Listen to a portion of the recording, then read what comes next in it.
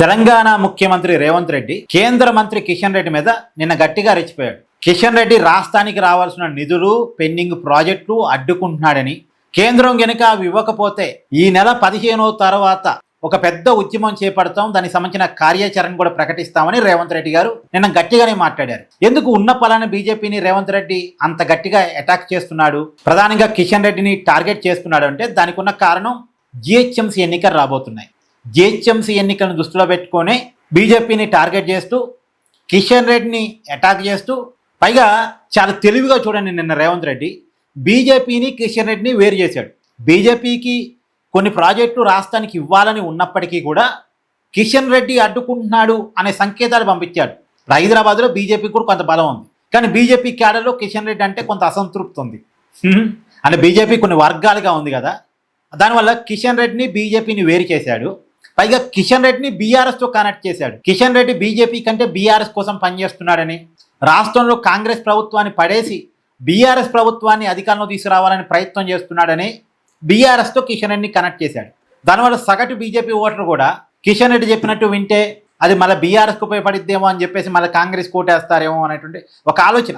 అంటే బీజేపీ ఓటర్లు గందరగోళాన్ని క్రియేట్ చేయడం. కిషన్ రెడ్డిని బీజేపీని వేరు చేశాడు, కిషన్ రెడ్డిని బీఆర్ఎస్ని ఒకటి చేశాడు.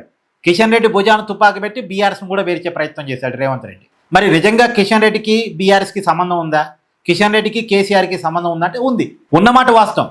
కిషన్ రెడ్డికి కేసీఆర్కు మంచి సంబంధాలు ఉన్నాయి. అదే క్రమంలో రేవంత్ రెడ్డికి బండి సంజయ్కి మంచి సంబంధాలు ఉన్నాయి. బీజేపీలో జరుగుతుంది ఇదే. బీజేపీ నాయకులు బీజేపీ పార్టీ కోసం కంటే తమ మిత్రుల కోసం ఎక్కువ పనిచేస్తున్నారు. అందుకే తెలంగాణలో బీజేపీ పెద్దగా రావట్లే.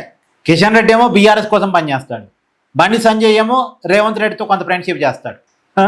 ఇదే జరుగుతుంది తెలంగాణ బీజేపీలో జరుగుతుంది. అందుకే కార్యకర్తలు కూడా చాలా కోపం ఉంది ఆ పార్టీ నాయకుల పట్ల. దేశం అంతా బీజేపీ వికసిస్తుంది, కానీ తెలంగాణలో మాత్రం బీజేపీ పెరగట్లేదంటే కారణం ఇదే.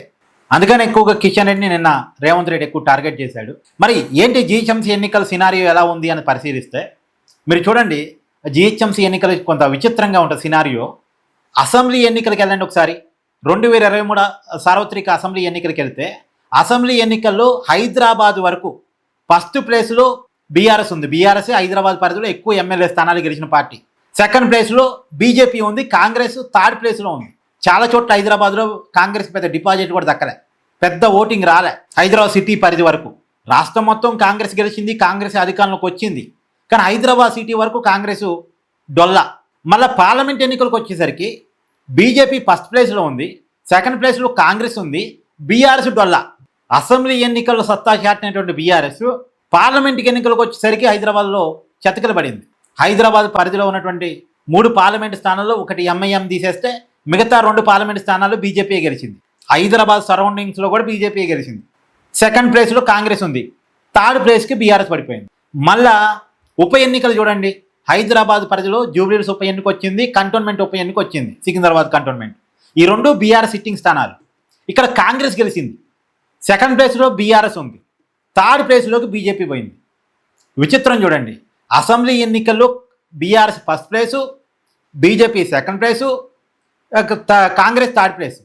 పార్లమెంట్ ఎన్నికల్లో బీజేపీ ఫస్ట్ ప్లేసు, తర్వాత Congress second place, BRS third place. మళ్ళీ ఉప ఎన్నికల్లో కాంగ్రెస్ ఫస్ట్ ప్లేసు, 2 ఉప ఎన్నికల్లో కాంగ్రెస్ గెలిచింది కదా, బీఆర్ సిట్టింగ్ స్థానాన్ని దక్కించుకుంది కదా. సెకండ్ ప్లేస్లో బీఆర్ఎస్, థర్డ్ ప్లేస్లో బీజేపీ. అంటే ఎన్నికకు హైదరాబాద్ ఓటర్లు కొంత మారుతున్నారు. సహజంగా జిహెచ్ఎంసీ ఎన్నికల్లో కూడా కాంగ్రెస్ పార్టీకి అడ్వాంటేజ్ ఏంటంటే అధికార పార్టీ కాబట్టి కొంత అడ్వాంటేజ్ ఉంటుంది. అందులో హైదరాబాద్ పరిధిలో ఎన్టీఆర్ విగ్రహాన్ని ఆవిష్కరించడం కూడా ఆంధ్ర ఓటర్లను ఆకర్షించడంలో భాగమే రేవంత్ రెడ్డి. అంటే ఎన్టీఆర్ మీద రేవంత్ రెడ్డికి ప్రేమ ఉంది, ప్రేమ లేదని కాదు నా ఉద్దేశం.